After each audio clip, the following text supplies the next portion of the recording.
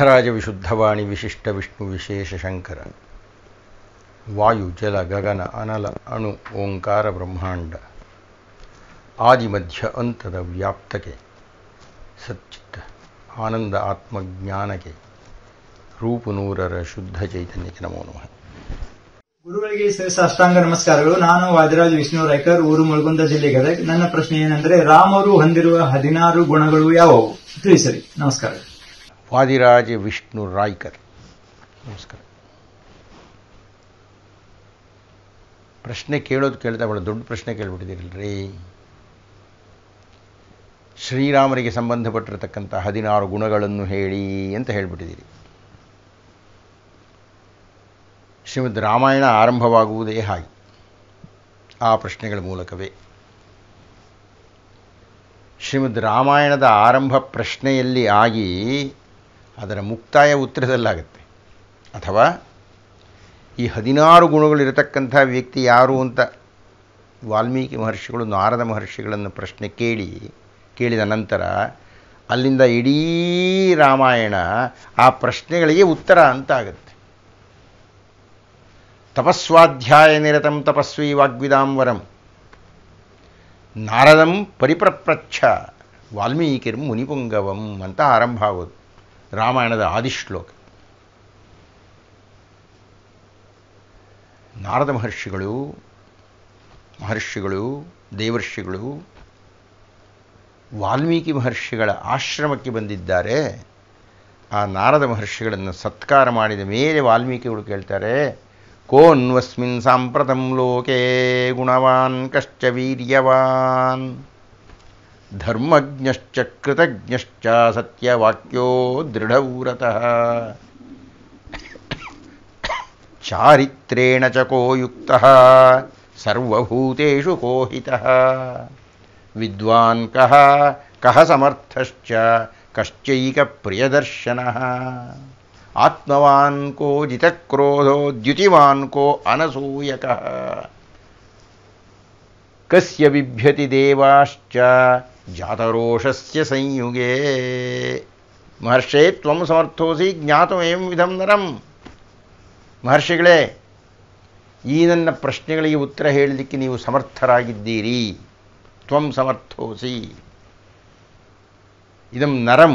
ಈ ಒಬ್ಬ ಮನುಷ್ಯನ ಬಗ್ಗೆ ತಿಳಿದುಕೊಳ್ಳೋದಕ್ಕೆ ನನಗೆ ತುಂಬ ಕುತೂಹಲ ಇದೆ. ಪರಂ ಕೌತೂಹಲಂ ಹಿಮೆ. ಪ್ರಶ್ನೆ ಕೇಳಿದ್ದಾರೆ ವಾಲ್ಮೀಕಿಗಳು.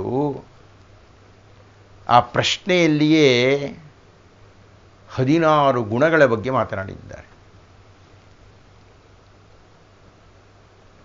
ಗುಣವಾನ್, ವೀರ್ಯವಾನ್, ಧರ್ಮಜ್ಞ, ಕೃತಜ್ಞ, ಸತ್ಯವಾಕ್ಯ, ದೃಢವ್ರತ, ಚಾರಿತ್ರದಲ್ಲಿ ಅತ್ಯಂತ ಶುದ್ಧಿಯಾಗಿರೋ, ಚಾರಿತ್ರೇಣ ಚಕೋ ಯುಕ್ತಃ, ಸರ್ವಭೂತೇಷು ಕೋ ಹಿತಃ, ವಿದ್ವಾನ್ ಕಃ ಸಮರ್ಥಶ್ಚ ಕಶ್ಚೈಕ ಪ್ರಿಯದರ್ಶನಃ, ಆತ್ಮವಾನ್ ಕೋ ಜಿತಕ್ರೋಧೋ ದ್ಯುತಿವಾನ್ ಕೋ ಅನಸೂಯಕಃ. 15 ಆಯಿತು. ಕಸ್ಯ ಬಿಭ್ಯತಿ ದೇವಾಶ್ಚ ಜಾತರೋಷಸ್ಯ ಸಂಯುಗೆ. ಮೊದಲನೆಯದು ಗುಣ. ಗುಣವಾನ್, ಯಾವುದನ್ನು ನಾವು ಸಾತ್ವಿಕ ಗುಣಗಳು ಅಂತ ಕರಿತೀವೋ, ಅಂದರೆ ವಿನಾಕಾರಣ ಅನ್ಯರಿಗೆ ಹಿಂಸೆಯನ್ನು ಮಾಡದೇ ಇರತಕ್ಕಂಥದ್ದು, ಸಾಧುವಾಗಿರತಕ್ಕಂಥದ್ದು, ಕೆಟ್ಟ ಮಾತು ಬಾಯಿನಲ್ಲಿ ಬರದೇ ಇರತಕ್ಕಂಥದ್ದು, ಕೆಟ್ಟದ್ದನ್ನು ಮನಸ್ಸಿನಲ್ಲಿ ಯೋಚನೆ ಮಾಡದೇ ಇರತಕ್ಕಂಥದ್ದು, ಕೆಟ್ಟದ್ದನ್ನು ಕ್ರಿಯಾರೂಪದಲ್ಲಿ ನಡೆಸದೇ ಇರತಕ್ಕಂಥದ್ದು, ಇದನ್ನೆಲ್ಲ ಒಳ್ಳೆಯ ಗುಣಗಳು ಅಂತ ಕರೀತಾರೆ. ಗುಣಗಳು ಅನ್ನೋದಕ್ಕೆ ಶಾಸ್ತ್ರೀಯವಾದ ಬೇರೆ ಅರ್ಥ ಇದೆ, ಅದಿರಲಿ. ನಮಗೆ ಸಾಧಾರಣವಾಗಿ ಅರ್ಥ ಮಾಡಲಿಕ್ಕೆ ಇವನು ಗುಣವಂತ ಕಣಯ್ಯ ಅಂದರೆ ಇಂತಹ ಗುಣಗಳು ಆತನಲ್ಲಿ ಇವೆ ಅಂತ. ಅದು ಶ್ರೀರಾಮರಲ್ಲಿ ಉಂಟು. ವೀರ್ಯವಾನ್, ಧರ್ಮಜ್ಞ, ಸತ್ಯವಾಕ್ಯ, ಈ 3 ಗುಣಗಳು. ವೀರ್ಯವಾನ್, ಮಹಾಸಾಮರ್ಥ್ಯ ಇರೋನು, ಮಹಾಶಕ್ತಿಶಾಲಿ. ಧರ್ಮಜ್ಞ. ಧರ್ಮ ಅಂದರೆ ಏನು? ಬಹಳ ಜನ ಹೇಳ್ತಾರೆ ರಾಮರು ಅಂತಿದ್ದ ಹಾಗೇನೆ ರಾಮೋ ವಿಗ್ರಹವಾನ್ ಧರ್ಮ ಒಂದು ಬಹಳ ಪ್ರಸಿದ್ಧವಾದ ಒಂದು ಹೇಳಿಕೆ. ಧರ್ಮ ಅನ್ನತಕ್ಕಂಥ ಅಮೂರ್ತವಾದ ಒಂದು ಪರಿಕಲ್ಪನೆಗೆ ರೂಪವನ್ನು ಕೊಟ್ಟುಬಿಟ್ರೆ ಅದು ಶ್ರೀರಾಮರು. ವೀರ್ಯವಾನ್, ಧರ್ಮಜ್ಞ, ಸತ್ಯವಾಕ್ಯ, ಈ ಮೂರು, ಮಧ್ಯದಲ್ಲಿ ಕೃತಜ್ಞ ಅಂತ ಬರುತ್ತೆ. ಈ ಮೂರಕ್ಕೂ ಸಾಕ್ಷಿಯಾಗಿ ಒಂದು ಘಟನೆ ನಡೆಯುತ್ತೆ. ಲಕ್ಷ್ಮಣ ಮಹಾಪರಾಕ್ರಮಿ. ಅವನು ಇಂದ್ರಜಿತುವಿನ ಸಂಹಾರಕ್ಕಾಗಿ ಹೋಗಿದ್ದಾನೆ. ಇಂದ್ರಜಿತುವಿನ ಜೊತೆಗೆ ಬೆಳಗ್ಗಿನಿಂದ ಸಂಜೆ ತನಕ ಯುದ್ಧ ಮಾಡ್ತಾ ಇದ್ದಾನೆ. ಕಂಡ ಅಸ್ತ್ರ ಪ್ರಯೋಗಗಳೆಲ್ಲ ಆಗೋಯ್ತು. ಆಗ್ನೇಯಾಸ್ತ್ರ, ವರುಣಾಸ್ತ್ರ ಆಯಿತು, ಯಾಮ್ಯ, ಎಲ್ಲ ತನ್ನಲ್ಲಿ ಇರತಕ್ಕಂಥ ಎಲ್ಲ ಅಸ್ತ್ರಗಳನ್ನು ಪ್ರಯೋಗ ಮಾಡಿದ್ದಾನೆ. ಇಂದ್ರಜಿತು ಅವಧ್ಯನಾಗಿದ್ದಾನೆ. ಇಂದ್ರಜಿತುವನ್ನು ಏನೂ ಮಾಡೋಕ್ಕಾಗ್ತಾ ಇಲ್ಲ. ಕೊಂಚ ಹೊತ್ತಿಗೆ ಸೂರ್ಯಾಸ್ತಮಾನವಾಗಿಬಿಡುತ್ತೆ. ಸೂರ್ಯಾಸ್ತಮಾನವಾದರೆ ರಾಕ್ಷಸರಿಗೆ ಬಲ ಜಾಸ್ತಿ. ಹೀಗಾಗಿ ಇಂದ್ರಜಿತುವನ್ನು ಸಂಹಾರ ಮಾಡಬೇಕಾದ್ರೆ ಈಗಲೇ ಮಾಡಬೇಕು. ರಾತ್ರಿಯಾದ ಮೇಲೆ ಹೆಚ್ಚು ಶಕ್ತಿಯನ್ನು ಹೊಂದಿರತಕ್ಕಂಥ ಇಂದ್ರಜಿತುವನ್ನು ಮಾತಾಡಿಸೋಕ್ಕಾಗತ್ತೆಯೇ? ಏನು ಮಾಡೋದು? ಯೋಚನೆ ಮಾಡಿ ಕೊನೆಗೆ ಲಕ್ಷ್ಮಣ ಒಂದು ನಿರ್ಧಾರಕ್ಕೆ ಬಂದ. ಇಲ್ಲ, ನನ್ನ ಪೌರುಷದಲ್ಲಿ, ನನಗೆ ಗೊತ್ತಿರತಕ್ಕಂಥ ಮಂತ್ರಿಗಳಲ್ಲಿ, ನನ್ನ ಹತ್ರ ಇರತಕ್ಕಂಥ ಬಾಣಗಳಲ್ಲಿ ಇಂದ್ರಜಿತುವನ್ನು ಸಾಯಿಸಲಿಕ್ಕಾಗೋದಿಲ್ಲ. ಆದ್ದರಿಂದ ಯಾವುದೋ ಒಂದು ಕೆಲಸಕ್ಕೆ ಬಾರ್ದು ಒಂದು ಬಾಣ ತಗೊಳ್ತೀನಿ. ಆ ಬಾಣವನ್ನು ಬಿಲ್ನಲ್ಲಿ ಹೂಡಿ ಒಂದು ಶಪಥವನ್ನು ಮಾಡುತ್ತೇನೆ. ಧರ್ಮಾತ್ಮ ಸತ್ಯಸಂಧಶ್ಚ ರಾಮೋ ದಾಶರಥಿರ್ಯದಿ ಪೌರುಷೇಣ ಪ್ರತಿದ್ವಂದ್ವ ಶರೈನಂ ಜಹಿರಾವಣಿಂ ಅಂತ ಹೇಳಿ ಬಾಣವನ್ನು ಬಿಲ್ಲಿನಲ್ಲಿ ಅನುಸಂಧಾನ ಮಾಡಿ ಶಪಥವನ್ನು ಮಾಡಿಬಿಟ್ಟ. ಶಪಥ ಏನು? ಧರ್ಮಾತ್ಮನಾಗಿರತಕ್ಕಂತಹವನು ನಮ್ಮಣ್ಣನಾದರೆ, ಅವನು ಸತ್ಯಸಂಧನಾದರೆ, ಧರ್ಮಾತ್ಮ ಸತ್ಯಸಂಧಶ್ಚ ರಾಮೋ ದಾಶರಥಿರ್ಯದಿ, ನಮ್ಮಪ್ಪನ ಮಗನೇ ಆಗಿದ್ದರೆ, ದಶರಥನ ಮಗನೇ ಆಗಿದ್ದರೆ ಎಲ್ಲ ಸತ್ಯ ಅಂತ. ಪೌರುಷೇಜ ಅಪ್ರತಿದ್ವಂದ್ವ, ಶ್ರೀರಾಮರ ಜೊತೆಗೆ ಯಾರಾದರೂ ನಿಂತು ಯುದ್ಧ ಮಾಡಿದರೆ ಅಪ್ರತಿದ್ವಂದ್ವ, ಅವನು ಯಾರೂ ನಿಂತುಕೊಳ್ಳೋಕ್ಕೆ ಸಾಧ್ಯನೇ ಇಲ್ಲ, ಅಂಥ ಪೌರುಷ. ಈ ಗುಣಗಳು ನಿಜವಾದರೆ ಧರ್ಮಾತ್ಮ, ಸತ್ಯಸಂಧ, ದಾಶರಥಿ ಹಾಗೂ ಕೊನೆಯದಾಗಿ ಮಹಾಪೌರುಷವಂತ, ಈ ನಾಲ್ಕು ಗುಣಗಳು ನಿಜವಾದರೆ ಶರೈನಂ ಜಹಿ ರಾವಣಿಂ, ರಾವಣಿಯನ್ನು, ಆ ಇಂದ್ರಜಿತುವನ್ನು ಸಂಹಾರ ಮಾಡು ಅಂಥೇಳಿ ಬಿಟ್ಟು. ಇದೇ ಮಂತ್ರ. ಈ ಬೇರೆ ಯಾವುದೂ ಬಾಣ ಇಲ್ಲ, ಯಾವುದೊಂದು ಸಾಧಾರಣವಾದ ಬಾಣ, ಅದು ಆಗ್ನೇಯಾಸ್ತ್ರವೂ ಅಲ್ಲ, ಐಂದ್ರಾಸ್ತ್ರವೂ ಅಲ್ಲ, ಅಂಥದ್ದು ಯಾವುದೂ ಅಲ್ಲ. ಆ ಬಾಣಕ್ಕೆ ಕೊಟ್ಟ ಭಾರ ಇದೆಯಲ್ಲ, ಆ ಬಾಣಕ್ಕೆ ತುಂಬಿದ ಮಂತ್ರಶಕ್ತಿ ಇದೆಯಲ್ಲ, ಅದು ಕೇವಲ ರಾಮ ಅನ್ನುವ ಶಬ್ದ. ಬಾಣ ಬಿಟ್ಟ, ಆ ಬಾಣ ಹೋಯಿತು, ಇಂದ್ರಜಿತನ್ನು ಸಾಯಿಸಿತು. ಅಂದರೆ ನಾವು ಗುಣಗಳನ್ನು ನೋಡ್ತಾ ಇದ್ದಾಗ ಗುಣವಾನ್ ಕಶ್ಚ ವೀರ್ಯವಾನ್ ಧರ್ಮಜ್ಞಶ್ಚ ಕೃತಜ್ಞಶ್ಚ ಸತ್ಯವಾಕ್ಯೋ, ಈ ಮೂರು ಗುಣಗಳಿದೆ. ಕೃತಜ್ಞತೆ ಆಮೇಲೆ ಹೇಳ್ತೀನಿ. ಈ ಮೂರೂ ಗುಣಗಳಿಗೂ ಸಾಕ್ಷಿಯಾಗಿ ಇಂದ್ರಜಿತುವಿನ ಸಂಹಾರ ನಿಂತುಕೊಳ್ಳುತ್ತೆ. ಅಂತಹವರು ಶ್ರೀರಾಮಚಂದ್ರರು. ಕೃತಜ್ಞ, ಶ್ರೀರಾಮರು ಕೃತಜ್ಞರಾಗಿರುತ್ತಾರೆ. ಪುಟಾಣಿದು. ಏಕೈಕಸ್ಯೋಪಕಾರಸ್ಯ, ಶ್ರೀರಾಮರು ಹನುಮಂತನನ್ನು ತಬ್ಬಿಕೊಂಡು ಹೇಳೋ ಮಾತು, ಅಯ್ಯ ಹನುಮಂತ, ನೀನು ಎಷ್ಟು ದೊಡ್ಡವನು ಅಂದರೆ, ನೀನು ಎಷ್ಟು ಉಪಕಾರ ಮಾಡಿಬಿಟ್ಟಿದ್ದೀಯ ಅಂದರೆ, ಅದರೊಳಗೆ ಒಂದು ಉಪಕಾರಕ್ಕೆ ನಾನು ಪ್ರತಿಕ್ರಿಯೆ ಕೊಡಬೇಕು ಅಂತಂದರೆ ನನ್ನ ಇಡೀ ಜನ್ಮವೇ ಅದಕ್ಕೋಸ್ಕರ ಕೊಟ್ಟುಬಿಡಬೇಕು. ಹಾಗೆ ಕೊಟ್ಟ ಮೇಲೆ ಇನ್ನು ಉಳಿದಿದ್ದೆಲ್ಲ ಉಪಕಾರಗಳಿರುತ್ತಲ್ಲಪ್ಪ ನೀನು ಮಾಡಿರೋದು. ಶೇಷಸ್ಯ ಉಪಕಾರಾಣ, ನಿನ್ನ ಉಳಿದ ಉಪಕಾರಗಳನ್ನು ತೀರಿಸೋದಕ್ಕಾಗಲ್ಲಪ್ಪ ನನ್ನ ಕೈನಲ್ಲಿ. ಋಣಿನೋ ಭವ, ನಾನು ನಿನಗೆ ಋಣಿಯಾಗಿ ಬಿಡ್ತೀನಿ. ಶ್ರೀರಾಮರನ್ನ ತನ್ನ ಇಷ್ಟ ದೈವವಾಗಿ ತಗೊಂಡು ಶ್ರೀರಾಮನ ಪಾದ ತಲದಲ್ಲಿ ಕುಳಿತಿರತಕ್ಕಂಥ ಹನುಮಂತನಿಗೆ ಹೇಳೋ ಮಾತಿದು. ಉಪಕಾರ ಭಾರದಿಂದ ಆ ರೀತಿಯಲ್ಲಿ ನೀರು ತುಂಬಿದ ಮೋಡದಂತೆ ಭಾರ ಆಗತಕ್ಕಂಥವ್ರು ಶ್ರೀರಾಮರು. ಕೃತಜ್ಞರು ಆಗಿರ್ತಾರೆ ಅವರು ಯಾವಾಗಲೂ. ಧರ್ಮಜ್ಞಶ್ಚ ಕೃತಜ್ಞಶ್ಚ ಸತ್ಯವಾಕ್ಯೋ ದೃಢವ್ರತಃ. ಶ್ರೀರಾಮರು ಕಾಡಿಗೆ ಹೊರಟಿದ್ದಾರೆ.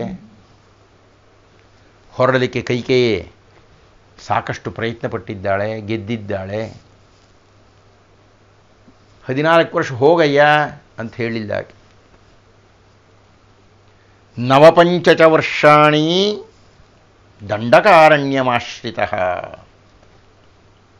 9 14 ಎಲ್ಲಿರಬೇಕು ಅಂತ ಹೇಳಿಬಿಟ್ಲಾಕೆ. ದಂಡಕಾರಣ್ಯದಲ್ಲೇ ಇರಬೇಕು. ಅದೆಲ್ಲ ಭಾಳ ಕಷ್ಟ ಆಯಿತು ಶ್ರೀರಾಮರಿಗೆ. ಆ ನಿಯಮಗಳು ಹಾಕದ್ದೇ ಇದ್ದಿದ್ದರೆ ಶ್ರೀರಾಮರು ಬೇರೆ ತರಹ ಬದುಕ್ತಾ ಇತ್ತು. 9 ವರ್ಷಾಣಿ ದಂಡಕಾರಣ್ಯಮಾಶ್ರಿತ ಚೀರಾಜಿನ ಜಟಾಧಾರಿ ರಾಮೋ ಭವತು ತಾಪಸಃ. ನೀನು ಜಟೆಯನ್ನು ಕಟ್ಟಿರಬೇಕು, ಚೀರಾಜಿನ ಜಿಂಕೆ ಚನ್ವು ಅಂಥದ್ದು ಯಾವುದಾದ್ರು ಉಟ್ಕೊಂಡಿರಬೇಕು. ರಾಮೋ ಭವತು ತಾಪಸ, ಗಂಡನಿಗೆ ಹೇಳ್ತಾಳೆ ರಾಮ ಹೀಗೆ ಇರಬೇಕು. ಹೇಗೆ? ತಾಪಸಿಯಾಗಿ ಇರಬೇಕು ಅಂತ ಹೇಳ್ಬಿಟ್ರು. ಹೀಗಾಗಿ ಶ್ರೀರಾಮರು ಅದಕ್ಕೆ ಕಟ್ಟು ಬಿದ್ದು ಮಾತೃವಿಗೆ ಮಾತು ಕೊಟ್ಟು ಕುಹನ ಹತ್ತಿರಕ್ಕೆ ಬರ್ತಾ ಇದ್ದ ಹಾಗೆ ಮಾರನೇ ದಿವಸ ಎದ್ದು ತಲೆಯ ಕೂದಲೊಳಗೆ ಆಲದ ಹಾಲನ್ನು ಸವರಿ ಜಟೆ ಕಟ್ಟಿಬಿಟ್ಟರು. ತಾಪಸಃ ತಪಸ್ವಿ. ತಪಸ್ವಿಯಾಗಿರತಕ್ಕಂಥವನು ಊರಿನೊಳಗೆ ಬರೋ ಹಾಗಿಲ್ಲ, ಅದು ನಿಯಮ. ತಪಸ್ವಿ ಏನಿದ್ರೂ ಅರಣ್ಯದ ಒಳಗಿರಬೇಕು, ಒಂದು ವ್ರತ. ಹೀಗೆ ರಾಮರು ತಪಸ್ವಿಯಾಗಿದ್ದಾರೆ. ರಾಮೋ ಭವತು ತಾಪಸಃ. ಪಾಪ ಅದು ಎಷ್ಟು ಕಷ್ಟ ಆಯಿತು ಅಂದರೆ ಕೈಕೆ ಹೇಳೋದು ಹೇಳಿದ್ದು, ರಾಮರು ಒಪ್ಪಿಕೊಂಡ್ರು. ಅರಣ್ಯದಲ್ಲೇ ಉಳಿಬೇಕಾಯಿತು. ವಾಲಿ ಸಂಹಾರ ಆಯಿತು, ಮಳೆಗಾಲ ಬಂತು. ಕಿಷ್ಕಿಂಧೆಯ ಒಳಕ್ಕೆ ಹೋಗೋ ಹಾಗಿಲ್ಲ ಅವರು. ಹೊರಗಡೆ ಇರೋ ಬೆಟ್ಟದಲ್ಲಿ ಒಂದು ಗವಿನಲ್ಲಿ ಕಳಿಬೇಕಾಯಿತು. ಯಾಕೆ? ವ್ರತ. ರಾವಣನನ್ನು ಗೆದ್ದಿದ್ದಾರೆ, ವಿಭೀಷಣನಿಗೆ ಪಟ್ಟಾಭಿಷೇಕ ಆಗಬೇಕಾಗಿದೆ. ವಿಭೀಷಣ ಒಂದು ಕೇಳ್ಕೊಳ್ತಾನೆ, ಸ್ವಾಮಿ ದಯವಿಟ್ಟು ಬನ್ನಿ, ನಿಮ್ಮಿಂದಾಗಿ ನನಗೆ ಆ ಸಿಂಹಾಸನ ಸಿಕ್ಕಿದೆ. ಹಾಗೆಲ್ಲ ಬರೋಕ್ಕಾಗಲ್ಲ, ನಾನು ಊರಿನೊಳಗೆ ಬರೋ ಹಾಗೆ ಇಲ್ಲಪ್ಪ. ಲಕ್ಷ್ಮಣ ಹೋಗಿ ಅವರಿಗೆ ಪಟ್ಟ ಕಟ್ಟು. ಸತ್ಯವಾಕ್ಯೋ ದೃಢವ್ರತಃ ಅಂಥ ಮಹಾವ್ರತಿಷ್ಠ ಶ್ರೀರಾಮಚಂದ್ರ. ಚಾರಿತ್ರೇಣ ಚಕೋಯುಕ್ತ ಶುದ್ಧ ಚರಿತರು. ಶ್ರೀರಾಮಚಂದ್ರರ ಹೆಸರಿನಿಂದಾಗಿ, ಶ್ರೀರಾಮಚಂದ್ರರಿಂದಾಗಿ, ಹೆಸರು ಅಂತ ಯಾಕೆ ಹೇಳ್ತಾ ಇದ್ದೇನೆ ಅಂದರೆ, ಏಕಪತ್ನಿ ವ್ರತಸ್ಥಿಕೆ ಅನ್ನುವುದು ಏನಾದರೂ ಅಸ್ತಿತ್ವಕ್ಕೆ ಬಂದಿದ್ದರೆ ಅದು ಶ್ರೀರಾಮಚಂದ್ರರಿಂದ. ಹೀಗಾಗಿ ಇವತ್ತು ನಾವು ಏಕಪತ್ನಿ ವ್ರತಸ್ಥಿಕೆ ಅಂದರೆ ಶ್ರೀರಾಮರು ಅನ್ನುವ ಹೆಸರು ನಮ್ಮ ಕಣ್ಣು ಮುಂದೆ ಬರುತ್ತೆ.